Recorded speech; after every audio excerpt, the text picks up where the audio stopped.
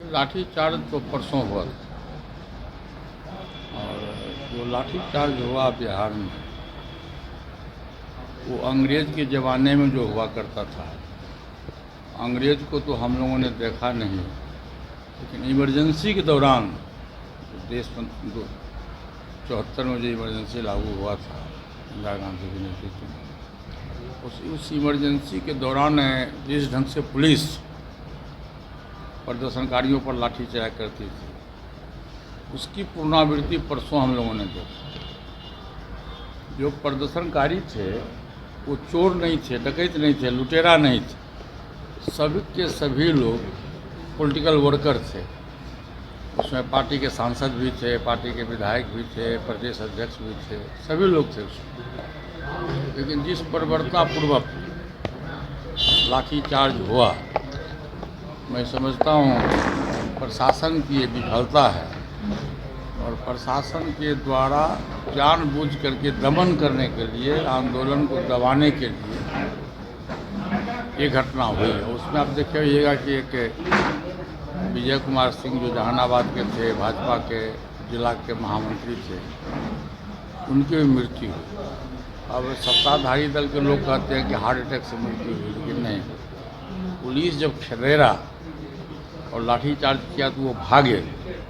भागने के क्रम में वो गिर गए और उनको चोट लगी और उनकी मृत्यु हो गई। ये डेमोक्रेटिक सिस्टम में, प्रजातांत्रिक व्यवस्था में ये बहुत ही दुखद बात है। इस तरह की बात नहीं होनी चाहिए। तो राजतंत्र का रूप देखने को मिला उस दिन।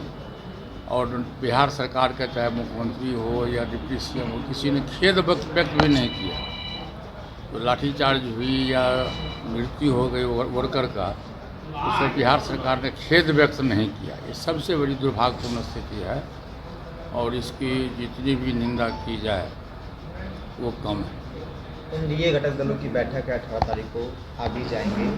एक तरफ विपक्षी विता की बैठक दूसरी बेंगलुरु में, दूसरी तरफ एनडीए की बैठक है। ये बैठक पहले जैसा ही है या फिर नए लोगों को जोड़ने की कोशिश की जा रही है एनडीए? देखिए, ये तो चुनावी माहौल है, चुनावी वर्ष है और दोनों पक्ष, सत्ताधारी दल हो और विपक्ष हो, दोनों अपना अपना शक्ति प्रदर्शन की तैयारी में दोनों लोग हैं। विपक्ष की बैठक है कर्नाटका में है 17 और 18 को, और हम लोगों की एनडीए की बैठक जो है वो प्राय एक प्रोटोकॉल है, सिस्टम है कि जब जब लोकसभा का सेशन चलता है तो उसके एक दिन पहले एनडीए की बैठक होती है और दूसरे दिन सर्वदलीय बैठक होती है, सभी दलों की बैठक होती है कि सदन की कार्यवाही कैसे चले, इसके लिए बैठक होती है। उसी के क्रम में एनडीए की तरफ से 18 तारीख को बैठक बुलाया गया। चिराग पासवान को भी नेता मिला है सर? हाँ, मिला है। बिहार से 2 लोगों को नेता मिला है। चिराग पासवान जी को नेता मिला है और जीतन राम मांझी जी को मिला है।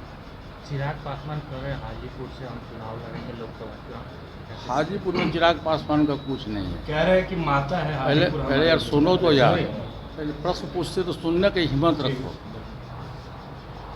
हाजीपुर में चिराग पासवान का क्या है?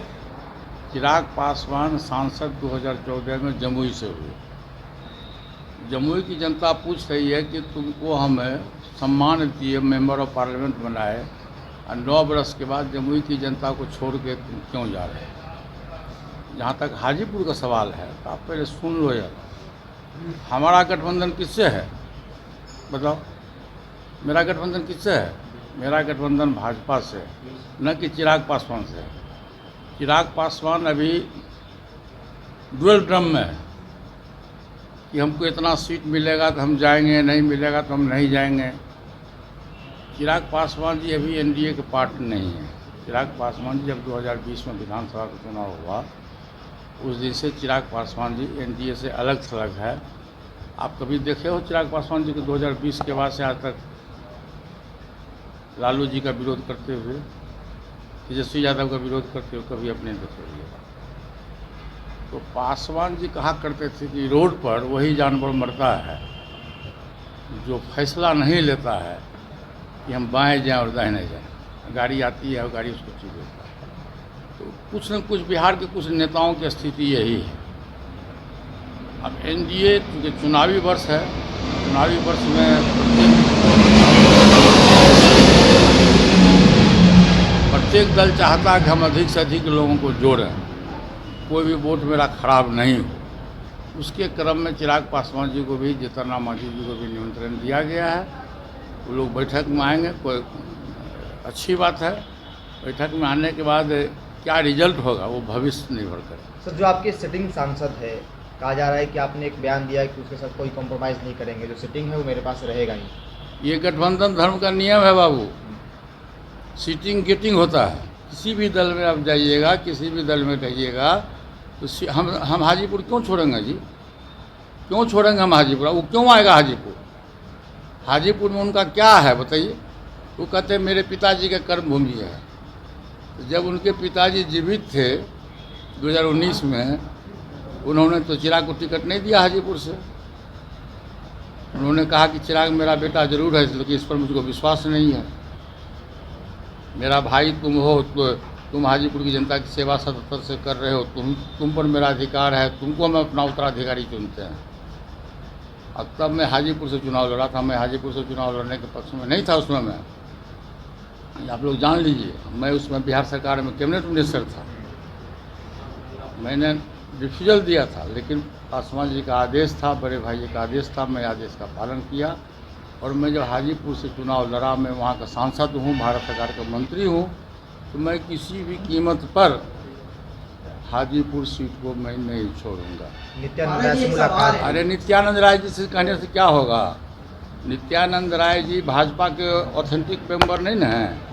भाजपा में जो बड़े नेता हैं, प्रधानमंत्री जी हैं, माननीय होम मिनिस्टर जी हैं, राष्ट्रीय अध्यक्ष जेपी नड्डा जी हैं, भूपेंद्र यादव जी हैं, इन लोगों की जब बैठक होगी तब उसमें तय होगा। आपसे क्या बातचीत हुई? आपसे मिलने के लिए गए थे नित्यानंद राय? हमसे अच्छी बात हुई, स्वार्थपूर्ण बात हुई। उन्होंने ये कहा कि अब चाचा भतीजा मिल जाएगी। मैंने कहा कि वो संभव चीज़ है, चाचा भतीजा के मिलने की बात जहाँ तक है वो बात ख़त्म हो गई है। मैंने एक दोहा कह के उनको सुनाया, बिगड़ी बात बने नहीं, लाख करो किनकोई, रहीमन फाटे दूध को, मथे न माखन हो। जब बात बिगड़ जाती है, जब दूध फट जाता है, तो कितना प्रयास करिएगा तो मक्खन नहीं होता है। और मैं शुरू से कह रहा हूँ कि दल टूटता है तो दल जुट जाता है, जब दिल टूटता है तो दिल नहीं जुटता है। सर, एक सवाल था आपसे।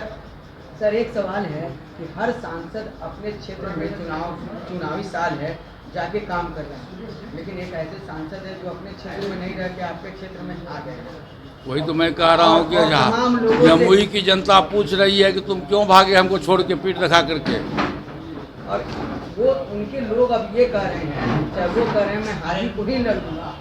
उनके कहने से नहीं ना होगा। आपको भूख लगी हुई है, लेकिन खाना खिलाने वाला होगा तब खाना खाओगे यार, हैं? बोलिए, कोई भूखे आदमी है, आता है खाने के लिए, हमको खाना दीजिए। लेकिन जो खाना खिलाने वाला आदमी है उसके पास स्टॉक रहेगा, खाना रहेगा, तब उसको खाना देगा।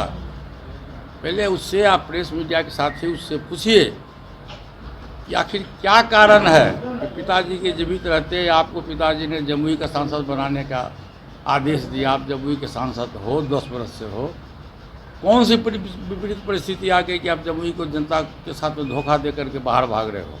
फिर आप उनसे ही पूछिए, समझे ना? हाँ, चलिए, धन्यवाद।